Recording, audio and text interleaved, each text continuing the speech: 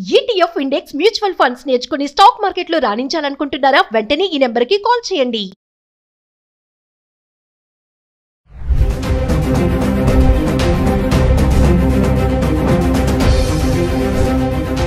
నమస్తే, welcome back to Suman TV. ప్రస్తుతం మనతో పాటు ఉన్నారు consumers affairs committee chairman Mandari Krishna Reddy గారు. నమస్తే సార్. నమస్తే అమ్మా. సార్, మన అమెరికా వదిలి మన ఇండియన్స్ చాలా మంది బ్యాక్ వచ్చేస్తున్నారు. మామూలుగా అమెరికా అంటే మనం ఒక వీడియోలో మాట్లాడుకున్నాం, చాలా మంది అక్కడ ఏదో ఒక పని చేసి బతికేద్దామని వెళ్ళిన వాళ్ళు చాలా మంది ఉంటారు. కానీ ఇప్పుడు ఏంటంటే అక్కడ ఉండలేక వచ్చేస్తున్నారు మన వాళ్ళందరూ కూడా.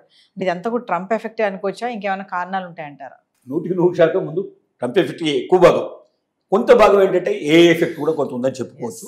కానీ ఇప్పుడు మాత్రం ఎక్కువగా ట్రంప్ ఎఫెక్ట్ ఎక్కువ కనపడుతుంది. ట్రంప్ చేసిన పని ఏమిటంటే, అసలు గ్రీన్ కార్డు హోల్డర్స్ కూడా నువ్వు అమెరికన్ సిటిజన్ కావు, నిన్ను ఎప్పుడంటే అప్పుడు పంపించడానికి మాకు హక్కు ఉంది, ఏ చిన్న తప్పు జరిగినా ఏ చిన్న పొరపాటు జరిగినా నిన్ను వెంటనే వీసా క్యాన్సిల్ చేసి పంపిస్తామని చెప్పి బెదిరించడం అనేది ఒక పెద్దగా చెప్పింది. రెండవది, ఎక్కడైతే ఉద్యోగస్తులు ఇంతకుముందు మనకు అక్కడ మన వాళ్ళు జాబ్స్ చేస్తున్నారు, ఈ జాబ్స్ చేసేటువంటి వాళ్ళలో ఎక్కువ మంది ఏంటంటే ఏ పెట్రోల్ బంకులలో లేకపోయినట్టు వాళ్ళు హోటల్స్లోనో లేకపోతే డెలివరీ బాయ్స్ లాగానో ఇట్లా పనిచేసే వాళ్ళు ఎక్కువ ఉన్నారు. వ్యవసాయ కేంద్రాల్లో పనిచేసే వాళ్ళు చాలా ఎక్కువ మంది ఉన్నారు. వీళ్ళు గతంలో ఏం చేసేవాళ్ళు అంటే ఎక్కువ గంటలు పనిచేసేవాళ్ళు. వీళ్ళకి అన్ని గంటలు పనిచేయడానికి రైట్ లేదు. అక్కడ అమెరికన్ చట్టాల ప్రకారంగా లిమిటెడ్ అవర్స్ మాత్రమే పనిచేయాలి అనేది ఉంది. వాళ్ళకి జీతం కూడా ఎక్కువ ఇస్తున్నట్టుగా చూపించాల్సిన అవసరం ఉంది. మరి అమెరికన్స్ని పెట్టుకుంటే చాలా ఎక్కువ జీతం ఇవ్వాల్సిన పరిస్థితి ఏర్పడుతుంది. కాబట్టి ఇండియన్ ఆపరేషన్లు పెట్టి వాళ్ళు ఒక రకంగా తక్కువ ఖర్చుతో నడిపించేందుకు ప్రయత్నం చేస్తూ ఉన్నారు వాళ్ళ వ్యాపారాలు.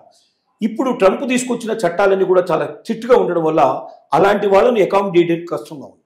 కాబట్టి అలాంటి వాళ్ళని వెళ్ళిపోవాలని చెప్పి పంపించాల్సిన పరిస్థితి ఏర్పడుతుంది. చాలామందిని వీసాలు ఎక్స్టెండ్ చేసుకుంటూ అక్కడ ఉన్న వాళ్ళు చాలామంది ఉన్నారు. అంటే వీసా లేదు వాళ్ళకి, వాస్తవంగా 6 నెలలకు గడువుకి వెళ్ళారు, కానీ అక్కడ స్థిరపడిపోయారు. అంటే వాళ్ళందరూ కూడా ఒక రకంగా ఇల్లీగల్ ఇమిగ్రేట్స్ కింద లెక్క వాళ్ళు. ఇప్పుడు ఇంతకుముందు పెద్దగా ఎవరు పట్టించుకోలేదు. ట్రంప్ కన్నా ముందు ఉన్నవాళ్ళు, బైడెన్ కానీ వాళ్ళు కానీ ఎవరు కానీ పట్టించుకున్న పరిస్థితిలో ఉంది. ఏదో వచ్చారు, ఒకసారి అమెరికా వచ్చారు, ఇక్కడ సెటిల్ అయ్యారు, ఏదో ఒక పని చేసుకొని బతుకుతున్నారు. ఇక్కడి వాళ్ళు కూడా చాలా అవసరం కదా అనే ఉద్దేశంతో దృక్పథంతో నడిచిపోయింది. కానీ ఇప్పుడు ట్రంప్ వచ్చిన తర్వాత అలాంటి వాళ్ళందరినీ ఏరి బయటకు పంపించేస్తున్నాడు. ఆయన పట్టుకొని బలవంతంగా సంకెళ్ళు వేసి పంపించేదానికన్నా మనంతరం మనం వెళితే చాలా బెటరు. అనవసరంగా ఇక్కడ ఉండి ఆ రకమైన అవమానంతో మనం వెళ్ళేదానికన్నా పోవడం చాలా మంచిది. ఎలాగో ట్రంప్ మనం బతకనీయడు, 3 ఏళ్ల పాటు వెతికి మనల్ని పట్టుకుంటాడు. తర్వాత కూడా ట్రంప్ మీద విపరీతంగా ఒక రకంగా అంటే 2 రకాలు ఉన్నాయి. వ్యాపారాలు నష్టపోవడం వల్ల కొంతమంది వ్యాపారస్తులు వ్యతిరేకమైనారు. తర్వాత విపరీతంగా ట్యాక్సెస్ వేయడం వల్ల కొంతమంది కస్టమర్స్ అంతా కూడా వ్యతిరేకమైనారు. కానీ మళ్ళీ ఇప్పుడు ఏమైందంటే ట్రంప్ రాజీపడి ఈ ట్యాక్సెస్ అనేటువంటి బాగా తగ్గించేసేసి అందరితో రాజీపడి వాళ్ళు మన దేశం మీద వాళ్ళు మన దిగుమతుల మీద కూడా వాళ్ళు అమెరికా నుంచి పంపించే వాటి మీద కూడా మనం ట్యాక్స్ తగ్గించేటట్టు చేసుకొని ఆ రకంగా బెనిఫిట్ ఉభయత్ర వచ్చేట్టుగా చేశాడు. మొదట బాగా ఇబ్బంది పడ్డటువంటి అమెరికన్స్ కూడా ఇప్పుడు ఏం గ్రహించారంటే మన అమెరికాకు చాలా మేలు జరిగింది, మన ట్యాక్సెస్ కూడా ఇతర దేశాల్లో మన వస్తువులు ఎక్కువ అమ్ముకునే పాసిబిలిటీ ఏర్పడుతుంది, కాబట్టి మనం ఇండస్ట్రీస్ బాగా డెవలప్ చేసుకోవచ్చు, ఎంటర్ప్రెన్యూర్షిప్ డెవలప్ చేసుకోవచ్చు అనే ఉద్దేశం కూడా ఉన్నారు. కాబట్టి రోజు రోజుకి మళ్ళీ కొంచెం ట్రంప్కు సపోర్ట్ పెరిగే పరిస్థితి ఏర్పడింది.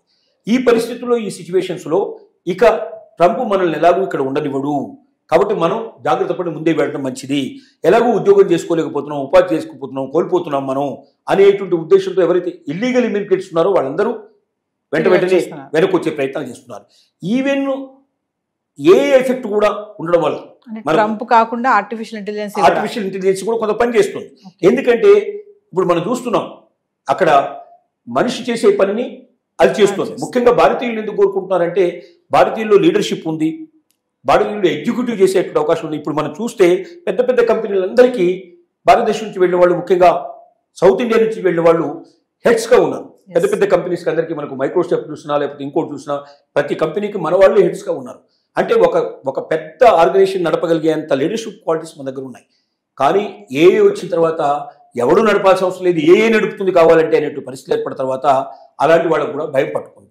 కాబట్టి చాలామంది ఇంకోటి ఏమైందంటే ఇతర దేశాల్లో ఎవరైతే వచ్చి అక్కడ కంపెనీస్ నడపాల్స్తున్నారో వీసాలన్నీ ఆపేయటం వల్ల కంపెనీ ఎక్స్పాన్షన్ ఆగిపోయింది.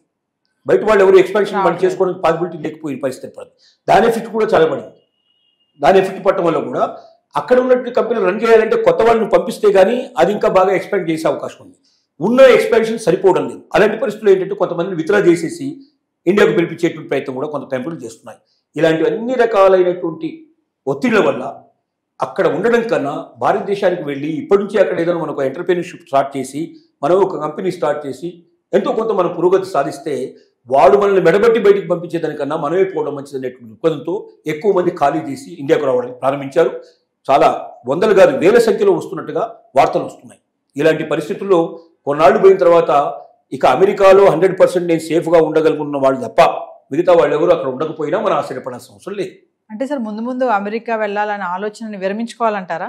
ఈ 3 సంవత్సరాల పాటు ట్రంప్ ఉన్నంత కాలం, ట్రంప్ ఉన్నంత తర్వాత ట్రంప్ రాకపోతే లేదా ట్రంప్ లాంటి వాడే రాకపోతే మనం ఏదైనా చేయగలుగుతాం.